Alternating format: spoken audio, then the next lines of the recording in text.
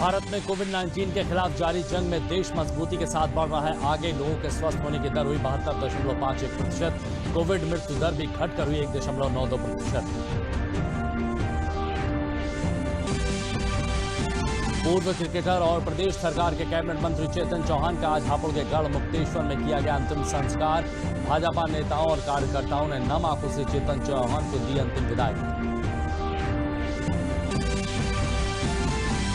लखनऊ के king George चिकित्सा विश्वविद्यालय का प्रदेश में पहला प्लाज्मा बैंक किया गया शुरू। वीडियो कॉन्फ्रेंसिंग के जरिए राज्यपाल आनंदीबेन पटेल ने इस प्लाज्मा बैंक का किया उद्घाटन।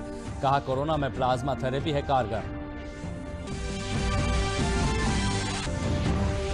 और रायबरेली एम्स में ऑनलाइन ओपीडी की हुई शुरुआत। लोग व्हाट्सएप या ईमेल के जरिए डॉक्टर से अपनी समस्याएं बताकर स्वास्थ्य सुविधाओं का उठा रहे हैं लाभ।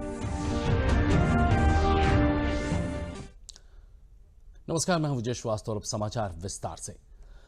भारत में कोविड-19 के खिलाफ जारी जंग में देश मजबूती के साथ आगे बढ़ रहा है। भारतीय चिकित्सा अनुसंधान परिषद के मुताबिक देश के कोविड-19 के 16 अगस्त तक 3,41,400 टेस्ट किए गए, जिनमें से 16 अगस्त को 7,31,697 कोविड-19 के टेस्ट हुए हैं।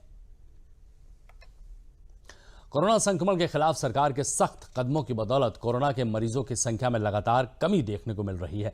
देश में पिछले 24 घंटों में 57,500 से अधिक कोविड मरीज ठीक हुए हैं। देश में अब तक 19,19,000 से ज्यादा कोरोना के मरीज ठीक हो चुके हैं। लोगों के स्वस्थ होने की दर 72.51% हो गई है। मृत्यु दर भी लगातार घट रही है। इस वक्त कोविड मृत्यु दर की बात की जाए तो 1.92% है। सुप्रीम कोर्ट ने नीट और जेईई परीक्षा के आयोजन के खिलाफ दायर याचिका को खारिज करते हुए परीक्षा आयोजन को अनुमति दे दी है। जस्टिस अरुण मिश्रा की पीठ ने मेडिकल प्रवेश परीक्षा नीट और इंजीनियरिंग प्रवेश परीक्षा जेईई मेंस को स्थगित करने की मांग वाली याचिका को आज खारिज कर दिया। याचिका में कोविड-19 संक्रमण के बढ़ते मामलों के चलते सितंबर में प्रस्तावित जेईई मेंस और नीट यूजीसी परीक्षाओं को टालने की मांग की गई थी। जेईई परीक्षा 1 सितंबर से 6 सितंबर तक आयोजित की जाएगी। वहीं नीट परीक्षा 13 सितंबर को आयोजित की जाएगी।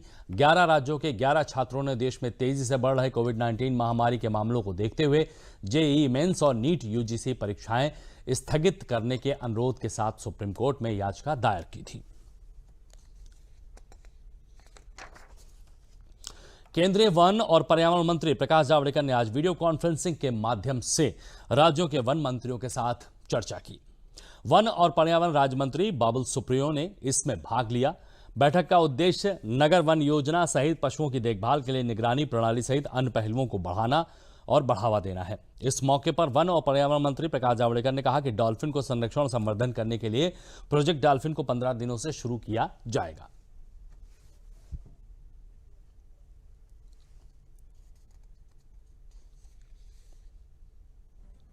और प्रधानमंत्री जी का आदेश है, हम आने वाले 15 दिन में उसकी पूरी रूपरेखा तैयार करेंगे, टाइमलाइन तैयार करेंगे और डॉल्फिन जैसा एक अच्छा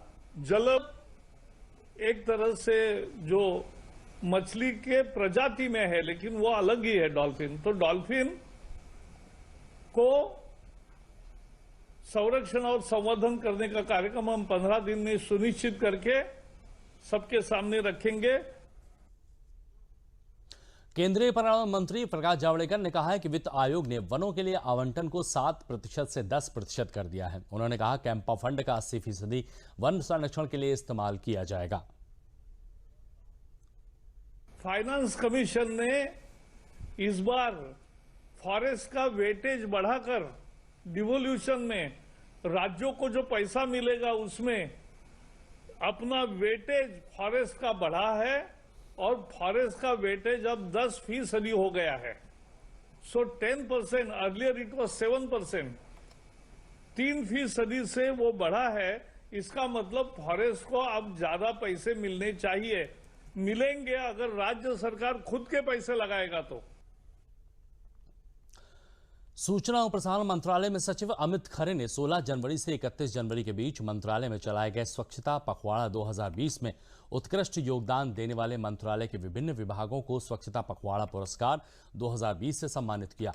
इसके तहत भारतीय जनसंचार संस्थान आईएमसी को प्रथम, डीडी न्यूज को दूसरा, प्रेस इंफॉर्मेशन ब्यूरो यानी पीआईबी को तीसरा स्थान मिला है। इस अवसर पर सूचना और प्रसारण मंत्रालय में सचिव अमित खरे ने पुरस्कार प्राप्त करने वाले विभागों को बधाई दी और कहा कि स्वच्छ भारत अभियान में मंत्रालय की महत्वपूर्ण भूमिका रही है। मंत्रालय ने अपने तमाम विभागों के जरिए समाज में स्वच्छता की एक अलग सी अलख जगाई है।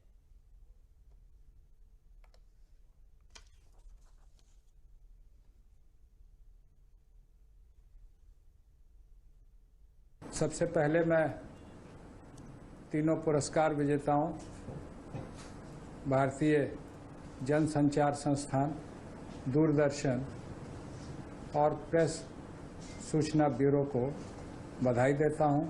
सूचना एवं प्रसारण मंत्रालय की इस स्वच्छता अभियान में महती भूमिका रही है और जैसा माननीय प्रधानमंत्री जी कहा करते हैं, स्वच्छता कोई एक सप्ताह या पखवाड़ा नहीं है। स्वच्छता एक जीवन शैली का अंग है। वर्षों वर्षों तक हमें अपनी जीवन शैली का अंग बना के इसे रखना है। भारतीय टीम के पूर्व क्रिकेटर और यूपी सरकार के कैबिनेट मंत्री चेतन चौहान का आज हापुड़ के गढ़मुक्तेश्वर के ब्रजघाट में अंतिम संस्कार किया गया। पूर्व क्रिकेटर चेतन चौहान का अंतिम संस्कार राजकीय सम्मान के साथ किया गया। चेतन चौहान के बेटे ने उनको मुखाग्नि दी। अंतिम संस्कार में भारतीय जनता पार्टी के नेताओं और कार्यकर्ताओं ने नम आंखों से चेतन चौहान को अंतिम विदाई दी। कैबिनेट मंत्री को कोरोना की पुष्टि होने के बाद गुरुग्राम के निजी अस्पताल में भर्ती कराया गया था। यहां उनकी तबीयत ज्यादा खराब होने पर उनको आईसीयू में रखा गया, लेकिन इलाज के दौरान किडनी फेल हो जाने के कारण पूर्व क्रिकेटर चेतन चौहान का देहांत हो गया।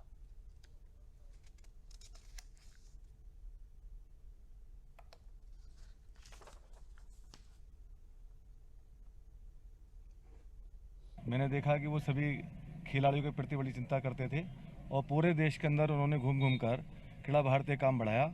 आज पूरे देश के अंदर सभी स्थानों पर क्रीड़ा भारती काम चल रहा है। राष्ट्रीय अंतर्राष्ट्रीय खिलाड़ी क्रीड़ा भारती से जुड़े हैं। सभी लोग बड़े दुखी मन से उन्हें अपनी श्रद्धा सुमन समर्पित करते हैं। वो बहुत सादगी की, सरलता की और सत्यता की प्रतिमूर्ति थे और हम सब असंख्य कार्यकर्ताओं की वो बहुत बड़ी प्रेरणा थे।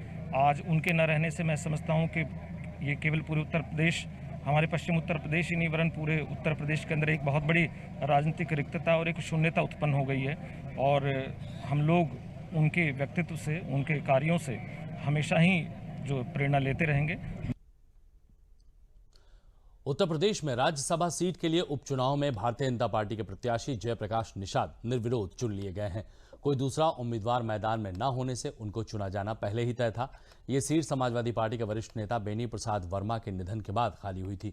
इस जीत के साथ राज्यसभा में बीजेपी के सदस्यों की संख्या और बढ़ गई है। गुरुवार को जयप्रकाश निषाद के नामांकन पत्र दाखिले के वक्त उनके साथ मुख्यमंत्री योगी आदित्यनाथ, उप मुख्यमंत्री केशव प्रसाद मौर्य और अन्य कैबिनेट मंत्री सुरेश कुमार खन्ना, सूर्य प्रताप सिंह शाही, स्वामी प्रसाद मौर्य और नंद गोपाल गुप्ता नंदी भी मौजूद थे।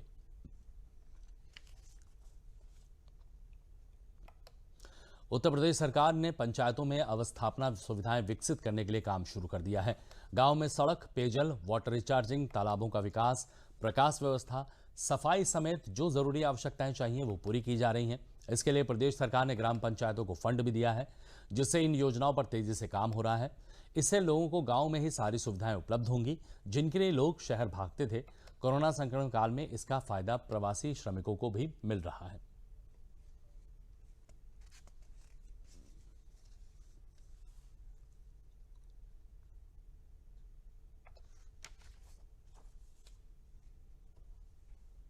गांव में जो अवस्थापना सुविधाएं हैं, पंचायत भवन, सड़क, पेयजल की व्यवस्था, हर घर में नल से जल देने की व्यवस्था, वाटर रिचार्जिंग, हर गांव में एक तालाब विकसित किया जाए जो वेस्ट स्टेबलाइजेशन पॉइंट की तरह काम करे, यानी लिक्विड वेस्ट मैनेजमेंट में काम करे। यानी गांव में फिजिकल अवस्थापना सुविधाओं का विकास और स्वयं सहायता समूहों के माध्यम से आर्थिक गतिविधियों को तेज करना, ये एक मेन फोकस है। और इसी क्रम में 18 जिले के 204 विकास खंडों में ICDS का जो टेक होम राशन पुष्टाहार जिसे हम कहते थे, वो सप्लाई करने का काम सेल्फ हेल्प ग्रुप को मिल रहा है और वो अपने आप में एक 1200 करोड़ का टर्नओवर है। तो रोजगार सृजन, गांव में अवस्थापना सुविधाओं का विकास और आर्थिक गतिविधियों को तेज करने के लिए जो भी काम किया जाना है वो हमारी अभी पहली प्राथमिकता है। गाँव को इस तरह से विकसित करने का प्रयास किया जा रहा है कि वहाँ अवस्थापना सुविधाओं की कमी की वजह से लोग शहरों की ओर जाने का रुख न करें। कोरोना संक्रमित मरीजों के उपचार के लिए लखनऊ के किंग जॉर्ज चिकित्सा विश्वविद्यालय ने बड़ा कदम बढ़ाते हुए ट्रांसफ्यूजन मेडिकल मेडिसिन विभाग में उत्तर प्रदेश का पहला प्लाज्मा बैंक शुरू किया है। वीडियो कॉन्फ्रेंसिंग के जरिए राज्यपाल आनंदीबेन पटेल ने इस प्लाज्मा बैंक का उद्घाटन किया। इस मौके पर उन्होंने कहा कि कोरोना में प्लाज्मा थेरेपी कारगर है। इस मौके पर कुलपति lieutenant general doctor Vipin Puri ने बताया कि इस प्लाज्मा बैंक में प्लाज्मा दानकर्ता द्वारा दान किए गए प्लाज्मा को स्टोर करने और इसके नमूने को एकत्रित करने के साथ ही अन्य सरकारी और गैर सरकारी अस्पतालों को दिए जाने की सुविधा उपलब्ध है।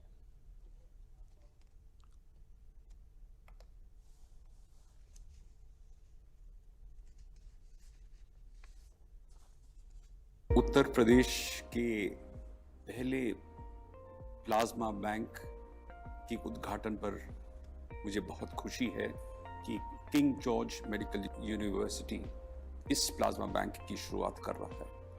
कोरोना इलाज में प्लाज्मा थेरेपी डेफिनेटिव ट्रीटमेंट तो नहीं है, बट एक राहत है, एक तरीका है for recovery of these patients, और वो हम चाहते हैं कि उत्तर प्रदेश की जनता should also be party to this, और उसको हम ये इलाज भी उनके पास पहुंचा सकें। इस मौके पर ट्रांसफ्यूजन मेडिसिन विभाग के विभागाध्यक्ष डॉक्टर तुलिका चंद्रा ने बताया कि प्लाज्मा फरेसिस की प्रक्रिया पूर्णतः सुरक्षित और हानि रहित है। इस प्रक्रिया में दानकर्ता का ब्लड प्लाज्मा थेरेपी मशीन में डाला जाता है और केवल वही ब्लड प्रयोग में लाया जाता है जिसमें कोरोना संक्रमण से लड़ने की एंटीबॉडीज होती है। उन्होंने बताया कि यह प्रक्रिया किसी भी तरह हानिकारक नहीं है तथा इसके द्वारा जो भी प्लाज्मा लिया जाता है उसमें कोरोना के गंभीर मरीजों के सफल उपचार की अत्यधिक संभावना रहती है।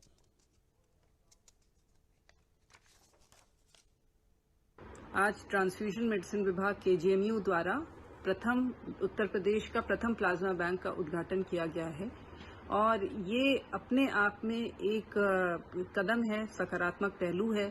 जब कोविड महामारी, जब पूरे वैश्विक महामारी पूरे देश में फैली है और लोगों की जान ले रही है, तो एक आशा की किरण, एक होप कि हम उनकी मदद कर सकते हैं और शायद उनके लिए जीवन दान भी दे सकते हैं, क्योंकि बहुत बार हम लोगों ने प्लाज्मा दिया है और प्लाज्मा बहुत सारे लोगों में फायदा भी किया है, जिसकी वजह से और इसके साथ साथ बहुत सारे कोविड पेशेंट्स हैं जो रिकवर हुए हैं।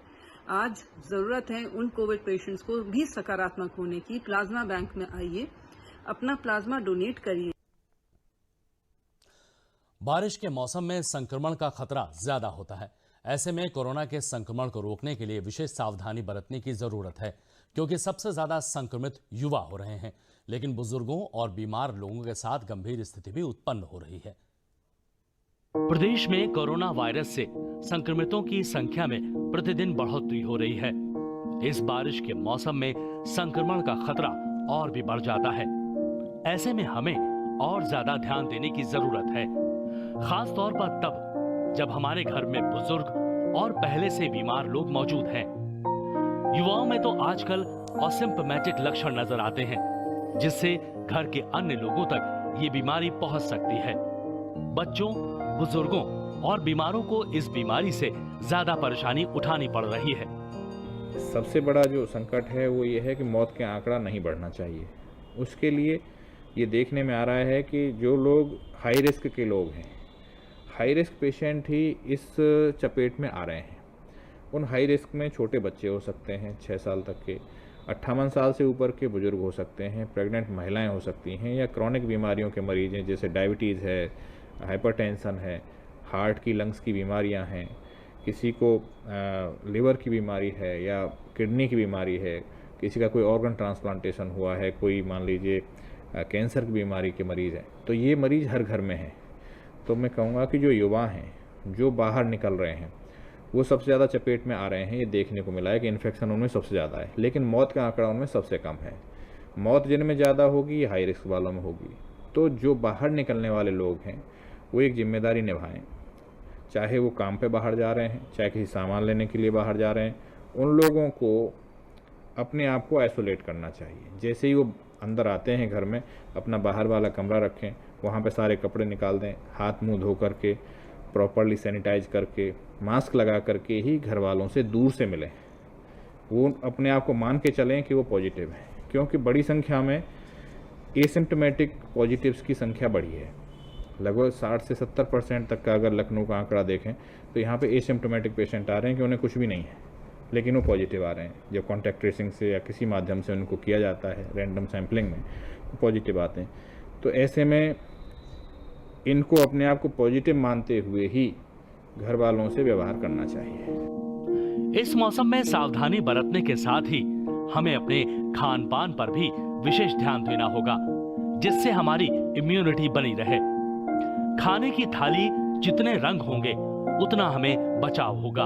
यदि जो थाली है उसमें 5 रंग अगर होंगे नेचुरल 5+, तो सारी पूर्तियां लगभग हो जाती हैं उसमें, तो कुछ अलग से ज़्यादा फिर लेने की आवश्यकता नहीं होती है। तो खाने के लिए 5 रंग ले सकते हैं।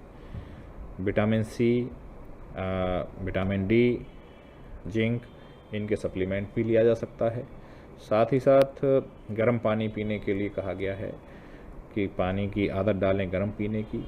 साथ ही साथ गर्म भोजन करें, प्राणायाम करें, योगा करें या इंडोर जो एक्टिविटीज़ हैं उनको कर लें प्रॉपर तरीके से।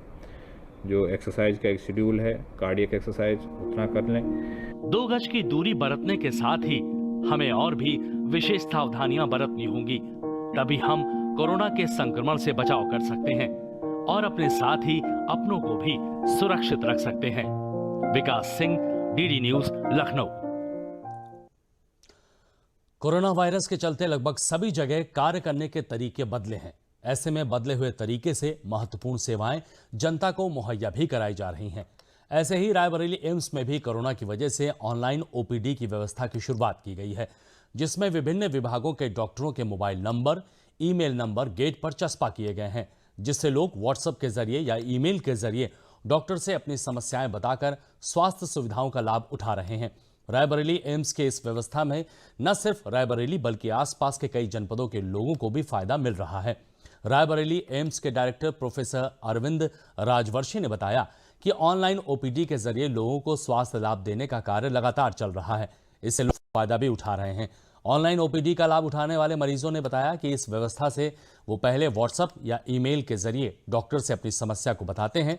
डॉक्टर उन्हें व्हाट्सएप के जरिए दवा का पर्चा बनाकर भेजते हैं और यदि आवश्यकता पड़ती है तो उन्हें डेट देकर बुलाया भी जाता है, जिससे उन्हें इस कोरोना काल में स्वास्थ्य लाभ मिल पा रहा है।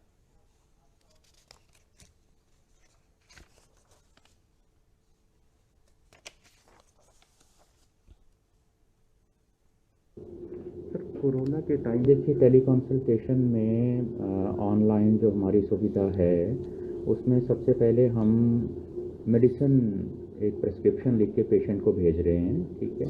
अगर वो मेडिसिन को रिस्पॉन्ड नहीं कर रहा है तो उसके बाद उससे अपॉइंटमेंट एक फिक्स की जाती है। पहले फ़ोन पे ही उसका स्क्रीनिंग किया जाता है, थोड़ा सा जानकारी ली जाती है कि वो कहीं कंटेनमेंट जोन में नहीं हो या उसको रिसेंट कोई फीवर या ऐसा कफ ना हुआ हो। ये सारी जानकारी जब क्लियर हो जाती है तब उसको एक अपॉइंटमेंट दिया जाता है, फिजिकल अपॉइंटमेंट, कि वो यहाँ आ पाए और इलाज ले पाए।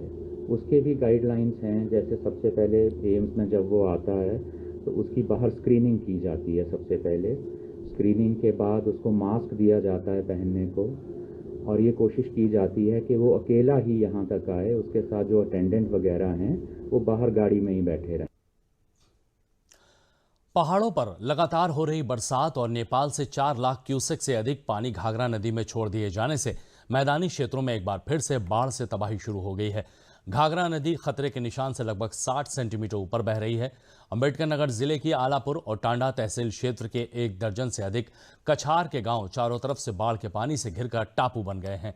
टांडा तहसील क्षेत्र में मुख्य रूप से मांझा उलटवा, मांझा चित्तौरा, मांझा कला, मांझा अवसानपुर और फूलपुर की बड़ी आबादी बाढ़ की चपेट में है। प्रशासन की तरफ से अपर जिलाधिकारी पंकज पटेल, उप जिलाधिकारी अभिषेक पाठक और तहसीलदार संतोष ओझा गोताखोरों की टीम के साथ बाढ़ से घिरे गांवों का जायजा लिया। एसडीएम अभिषेक पाठक ने बताया कि प्रभावित होने वाले गांवों के लिए प्रशासन की तरफ से खाद्य सामग्री के साथ साथ पशुओं के चारे और किसी गंभीर स्थिति से निपटने के लिए मोटर बोट और गोताखोरों की टीम लगाई गई है। इसके अलावा दर्जन भर से अधिक बाढ़ चौकियों को अलर्ट मोड पर रखा गया है। उन्होंने बताया कि किसी भी दिशा में जनहानि नहीं होने दी जाएगी।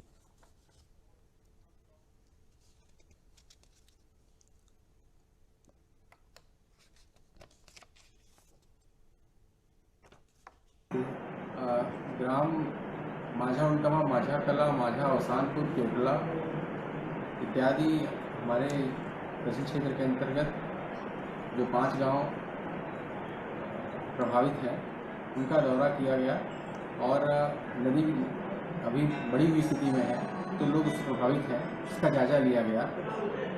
हमने राशन वितरण और भूसा, तेल, मिट्टी का तेल सारी चीज़ें वितरण किया था, परंतु यदि विभीषिका आगे भी बढ़ती रही, 15 दिन पूरे हो जाएंगे तो दोबारा भी आपदा राहत कार्य बांटे जाएंगे।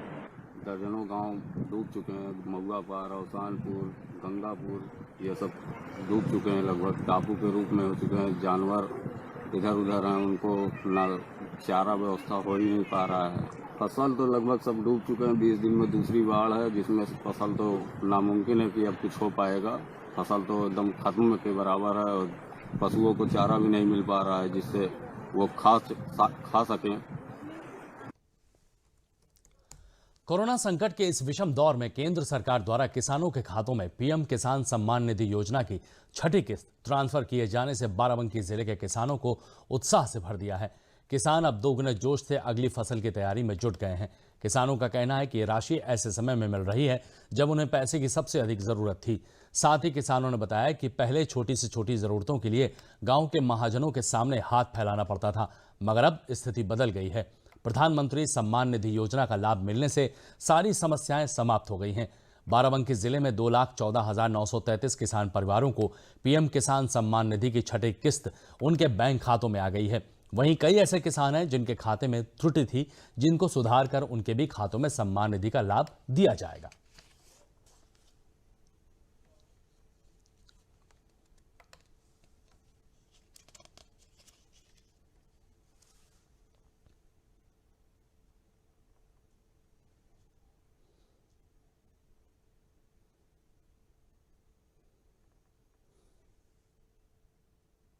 मंत्री जी द्वारा जो किसान सम्मान निधि योजना के तहत किसानों के खातों में जो सीधे 2,000 रुपये पहुँचाए जा रहे हैं वो एक सराहनीय कार्य है। और इससे पहले किसानों का ये होता था कि प्रत्येक फसल से पहले उन्हें साहूकारों या जो बनिया होते थे गांव में उनसे पैसे लेने पड़ते थे। हम सभी को बाद में वो पैसे चुकाने पड़ते थे, जिससे हम लोग को बहुत सी परेशानियों का सामना करना पड़ता था।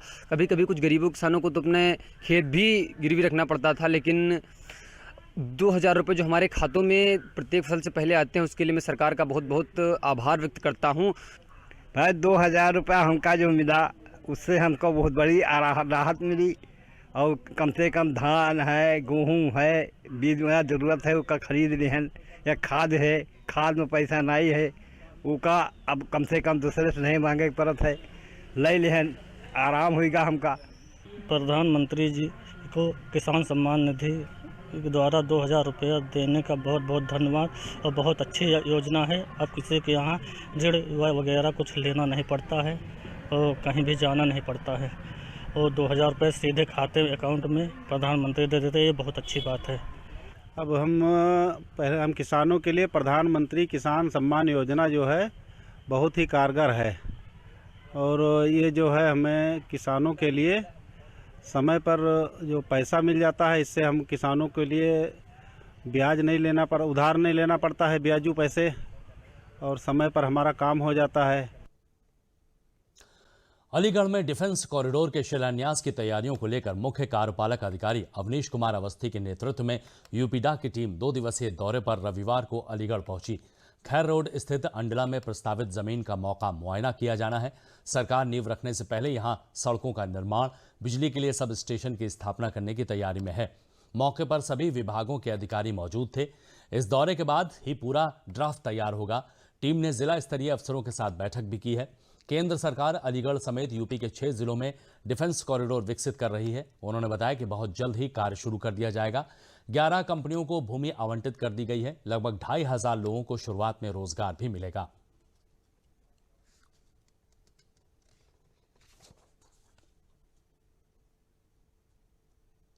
छह नोड्स हैं हमारे लखनऊ, कानपुर, आगरा, झांसी, चित्रकूट और अलीगढ़। तो ये पहला नोड है जहां पर हम जितनी भूमि हमको मिली थी लगभग पूरी 11 कंपनीज को हम लोग अलॉट कर चुके हैं।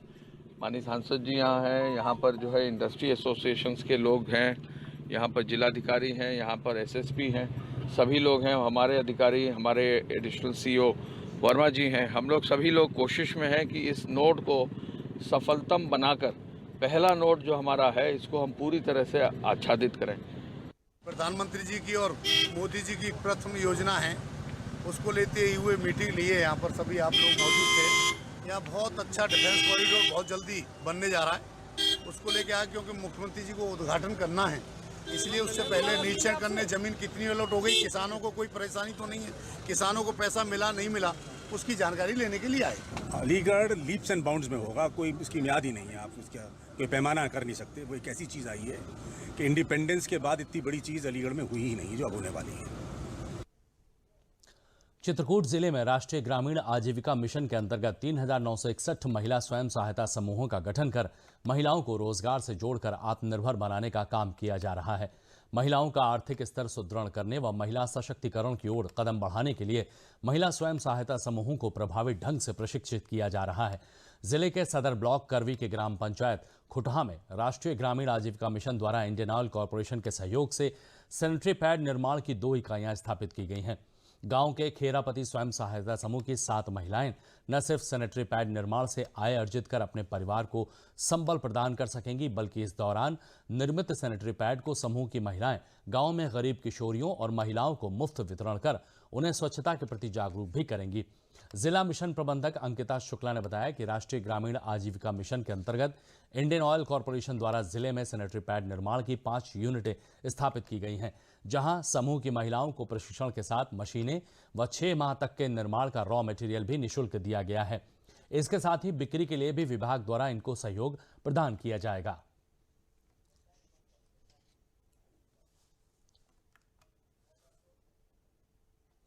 और बुलेटिन के अंत में प्रमुख समाचार एक बार फिर। भारत में कोविड-19 के खिलाफ जारी जंग में देश मजबूती के साथ बढ़ रहा है आगे। लोगों के स्वस्थ होने की दर हुई 72.51%। कोविड मृत्यु दर भी घटकर 1.92% हुई।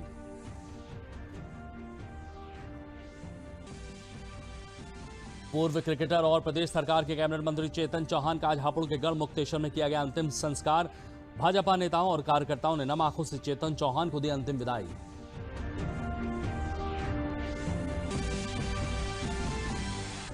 लखनऊ के किंग जॉर्ज चिकित्सा विश्वविद्यालय में प्रदेश का पहला प्लाज्मा बैंक किया गया शुरू। वीडियो कॉन्फ्रेंसिंग के जरिए राज्यपाल आनंदीबेन पटेल ने इस प्लाज्मा बैंक का किया उद्घाटन। कहा, कोरोना में प्लाज्मा थेरेपी है कारगर।